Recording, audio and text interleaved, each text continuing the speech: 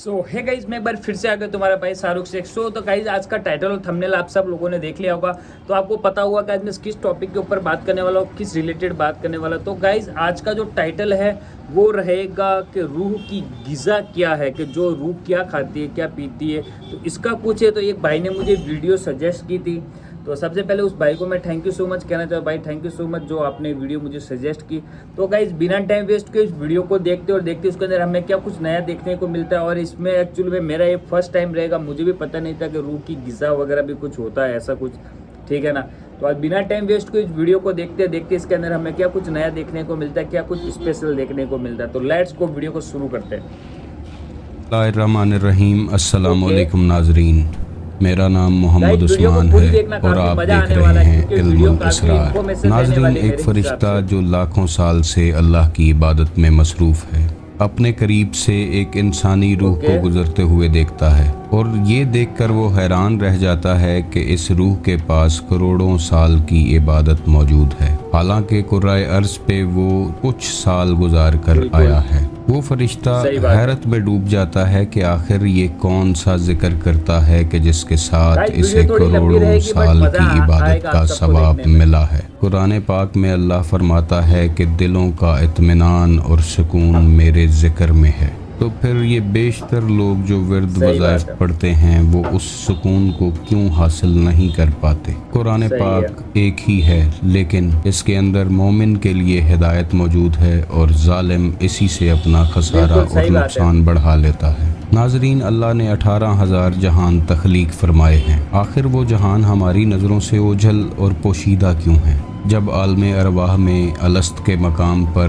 तमाम रूहों ने अल्लाह की रबूबियत का इकरार किया, तो वो वादा, वो इकरार हमें याद क्यों नहीं है? हज़रत अली अलैहिस्सलाम फरमाते हैं कि इंसान समझता है कि उसका जिस्म छोटा सा है, लेकिन वो ये नहीं जानता कि इस छोटे से जिस्म में कितना बड़ा जहान आबाद है। आखिर वो जहान हमारी नज़रों से ओझल क्यों है? आखिर वो कौन सा अल्लाह का ऐसा ज़िक्र है जो इंसान को मार्फत इलाही और कुर्ब इलाही और दीदार इलाही तक ले जाता है, और दीदार इलाही के बाद दिलों को इत्मीनान और सुकून मिलता है? इन सब की सिर्फ एक ही वजह है कि हम अपने जिस्म की खुराक का बंदोबस्त करने में लगे रहते हैं, मगर रूह की गिज़ा के बारे में सोचने की कोशिश नहीं करते। आखिरकार खुराक ना मिलने की वजह से रूह बीमार होती चली जाती है और एक दिन नफ्स के ताबे हो जाती है।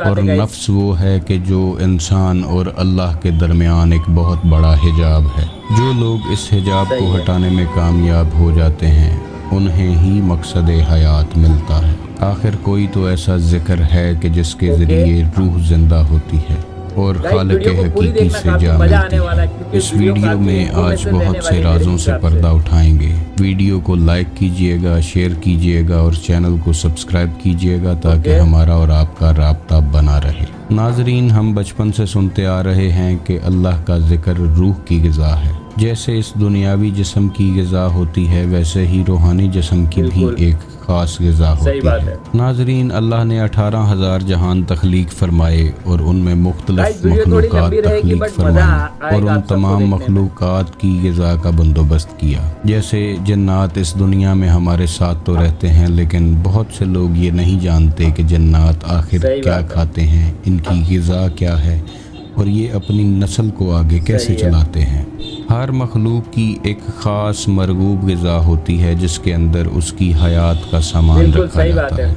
जैसे रेशम का कीड़ा शहतूत खाता है तो रेशम पैदा करता है, शहद की मक्खी फूलों का रस चूसती है तो शहद पैदा करती है और तंदुरुस्त रहती है। घास खाने वाले जानवर गोश्त नहीं खाते और गोश्त खाने वाले घास नहीं खाते। जिस मखलूक की जो ग़िज़ा है, अगर वो उसे ना मिले तो वो आहिस्ता आहिस्ता कमज़ोर होती जाती है और एक दिन मर जाती है। नाज़रीन, इंसान दो चीज़ों का मुरक्कब है, एक ज़ाहिरी जिस्म जो हमें नज़र आता है और एक वो जिस्म है जो नज़र नहीं आता जिसे हम रूह कहते हैं। जिस्म सिर्फ दो चीज़ें जानता है कि अपनी ग़िज़ा का बंदोबस्त करना, अपने आप को तंदुरुस्त रखना और अपनी नस्ल को आगे बढ़ाते रहना, जबकि रूह जहाँ से आई है हमेशा वहाँ जाना चाहती है। रूह अल्लाह का अमर है और ये अल्लाह की तरफ ही राग़िब होती है। روح ہمیشہ سے خالق حقیقی کی معرفت کے لیے تڑپتی رہتی ہے، اور معرفت الہی، قرب الہی اور دیدار الہی روح کی منزلیں ہیں۔ ہماری بدقسمتی یہ ہے کہ ہمیں جسمانی خوراک کے بارے میں تو بتایا جاتا ہے، لیکن روحانی خوراک کے بارے میں زیادہ انفارمیشن نہیں دی جاتی۔ تو آج آپ جان لیں گے کہ روح کی غذا کیا ہے اور روح کو زندہ اور تابندہ رکھنے کے لیے آخر کرنا کیا ہے۔ ناظرین، ایک ذکر زبان سے کیا جاتا ہے، کچھ لوگ ہلکی آواز میں کرتے ہیں اور کچھ اونچی آواز میں کرتے ہیں۔ اللہ کے مختلف صفاتی ناموں سے اللہ کو پکارا جاتا ہے، اور اس خاص نام کے اثر کو آپ اپنی زندگیوں میں محسوس کرنے لگتے ہیں۔ زبان ہر وقت ذکر اللہ میں مصروف رہتی ہے اور زبان میں تاثیر پیدا ہو جاتی ہے۔ سلطان العارفین حضرت سخی سلطان بہو فرماتے ہیں کہ ذکر کا تعلق آواز سے نہیں ہے۔ آواز کے ساتھ کیا گیا ذکر زبان کی غذا تو ہو سکتا ہے، مگر روح کی غذا نہیں ہو سکتا۔ قرآن میں مختلف جگہوں پہ اللہ کے ذکر کا حکم موجود ہے، جیسے کہ اللہ ایک جگہ پہ فرماتا ہے کہ اپنے رب کا ذکر کرو خفیہ طریقے سے۔ بے شک قرآن میں اللہ تعالیٰ کی بے حد نشانیاں موجود ہیں، اور ہمیں اس پہ غور و فکر کرنے کی ضرورت ہوتی ہے۔ اب یہ خفیہ طریقے سے کیا جانے والا ذکر دوسرے اذکار سے بالکل الگ اور مختلف ہے۔ برصغیر پاک و ہند میں بہت سے صوفیہ کرام کا سلسلہ چلتا آیا ہے، اور بہت سے صوفیہ کرام نے ذکر کا تعلق سانسوں کے ساتھ بتایا ہے۔ بہت سے لوگ کلمہ طیبہ کا ذکر سانسوں کے باہر جانے اور اندر آنے کے ساتھ کرتے ہیں۔ ناظرین، مختصراً یہاں پر یہ جان لینا بھی ضروری ہے کہ انسان کے اندر ایک نہیں بلکہ بہت سی روحیں موجود ہیں، جنہیں آپ اسپرٹس کہتے ہیں، کچھ لوگ انہیں لطائف کہتے ہیں، اور کچھ لوگ انہیں ارواح کہہ کر پکارتے ہیں۔ ماں کے پیٹ میں بچے کی پہلی سٹیج پر روح جمادی اس کے اندر آتی ہے، اور یہ روح پہاڑوں میں موجود ہوتی ہے۔ جب بچہ نشو نما پانی شروع کرتا ہے تو اس کے اندر روح نباتی آتی ہے، جو کہ پودوں میں ہوتی ہے۔ جب یہ بچہ ماں کے پیٹ میں حرکت کرنی شروع کرتا ہے تو اس وقت روح حیوانی آتی ہے، جو کہ جانوروں میں ہوتی ہے۔ جب وہ بچہ اس دنیا میں آتا ہے اور پہلی سانس لیتا ہے تو روح انسانی اس کے اندر آ جاتی ہے، اور اگر وہ بچہ سانس لینے کے بعد مر جائے تو نماز جنازہ ضروری ہوتی ہے۔ لیکن اگر کوئی بچہ دنیا میں آنے کے بعد سانس نہ لے تو اس کی نماز جنازہ ضروری نہیں ہوتی۔ اس کی وجہ صرف یہی ہے کہ نماز جنازہ روح انسانی کی ہوتی ہے۔ یہ مختلف روحیں اللہ کے مختلف اذکار سے زندہ ہوتی ہیں، اور یہ روحیں سیٹلائٹس کا کام کرتی ہیں۔ کسی روح کا تعلق پہلے آسمان سے ہے تو کسی کا دوسرے سے، کسی روح کا تعلق تیسرے آسمان سے ہے تو کسی کا چوتھے سے۔ ناظرین، یہی وہ ارواح ہیں جو کبھی شہداء کرام سے ملاقات کرتی ہیں تو کبھی انبیاء کرام سے، کبھی اولیاء کرام سے ملاقات کرتی ہیں تو کبھی اللہ کے قرب تک پہنچ جاتی ہیں۔ ناظرین، اب آتے ہیں اس ذکر کی طرف کہ جو روح کی حقیقی غذا ہے۔ اللہ تعالیٰ کا ایک نام ذاتی ہے اور باقی صفاتی ہیں، اور اولیاء کرام کے مختلف سلاسل میں اس میں اللہ ذات پر بہت توجہ مرکوز کی گئی ہے اور کرائی گئی ہے۔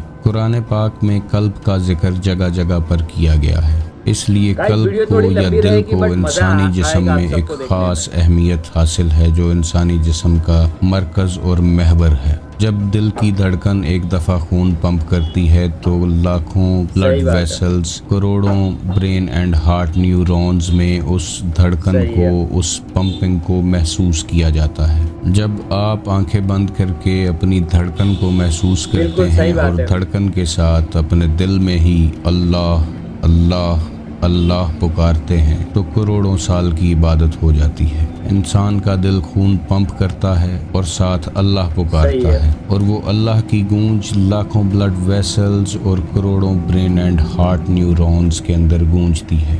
دل نے ایک دفعہ خون پمپ کرتے وقت اللہ پکارا اور کروڑوں دفعہ اللہ کا نام جسم کے روم روم میں گونجا۔ یہی وہ خاص عبادت ہے کہ جس کے ذریعے انسان فرشتوں پر سبقت لے جاتا ہے، کیونکہ فرشتے کے پاس نورانی جسم تو موجود ہے مگر اس میں دل نہیں ہے۔ جب کچھ عرصہ انسان دل سے اللہ کا نام پکارتا رہتا ہے تو آہستہ آہستہ اس کی روح پھڑپھڑانے لگتی ہے، خوابوں کا ایک لامتناہی سلسلہ شروع ہوتا ہے اور انسان اپنے آپ کو پہچاننا شروع کرتا ہے، اور جب یہ روح مکمل طور پر حیات پاتی ہے تو معرفت الہی اور قرب الہی کی منزلوں سے گزرتی ہوئی دیدار الہی تک پہنچ جاتی ہے۔ اس کے بعد انسان عشق الہی میں مبتلا ہو جاتا ہے اور اللہ کا قرب حاصل کر لیتا ہے۔ اور انسان کو وہ مقام حاصل ہوتا ہے کہ جس کے بارے میں اللہ نے حدیث قدسی میں فرمایا کہ جب کوئی شخص میرا قرب حاصل کرتا ہے یہاں تک کہ میں اس سے محبت کرنے لگتا ہوں، جب میں اس سے محبت کرنے لگتا ہوں تو میں اس کے کان بن جاتا ہوں جن سے وہ سنتا ہے، اس کی آنکھیں بن جاتا ہوں جن سے وہ دیکھتا ہے، اس کے ہاتھ بن جاتا ہوں جن سے وہ پکڑتا ہے،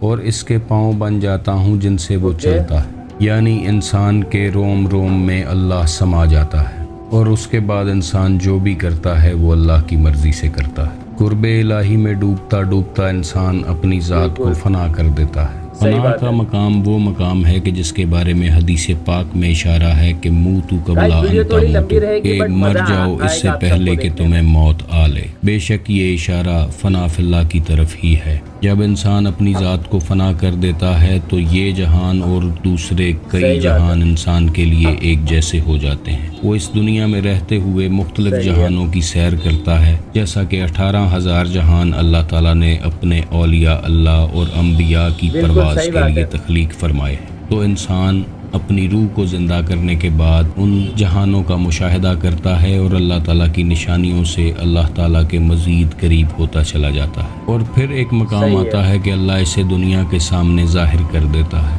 جیسے سورج اپنی روشنی کو ظاہر کرتا ہے اور کستوری اپنی خوشبو کو ظاہر کر دیتی ہے۔ یہ وہ مقام ہے کہ جس کے بارے میں قرآن پاک میں اللہ فرماتا ہے کہ میرے وہ بندے لا خوفن ہو جاتے ہیں، یعنی انہیں کسی چیز کا ڈر اور خوف نہیں رہتا، چاہے وہ موت ہی کیوں نہ ہو۔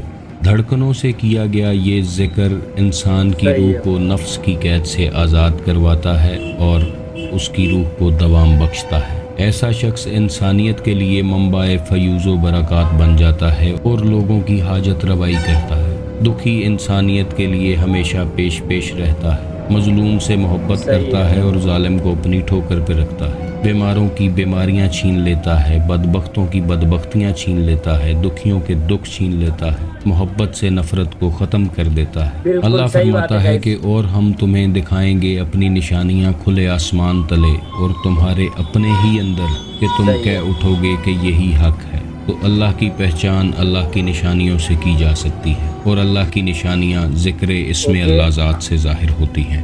ناظرین، جب لاکھوں کروڑوں اربوں فرشتے اللہ کی عبادت کے لیے موجود تھے تو پھر انسان کا تخلیق کرنا صرف عبادت کے لیے نہیں تھا۔ ایک حدیث قدسی میں ہے کہ اللہ فرماتا ہے کہ میں ایک چھپا ہوا خزانہ تھا اور میں نے چاہا کہ پہچانا جاؤں۔ تو انسان اس دنیا میں اللہ تعالیٰ کی پہچان کے لیے آیا ہے، جس پہچان کو معرفت الہی کہتے ہیں۔ اگر تو اس دنیا میں آ کر انسان نے معرفت الہی حاصل کر لی تو ٹھیک ہے، ورنہ اس کا دنیا میں آنا یا نہ آنا ایک برابر ہی ہے۔ معرفت الہی ہی وہ منزل ہے کہ جس کے لیے انسان اس دنیا میں آیا ہے۔ لوگوں کی غلطیاں کوتاہیاں نوٹ کرنے کی بجائے ضرورت ہے کہ ہمیں اپنے اوپر کام کرنا چاہیے۔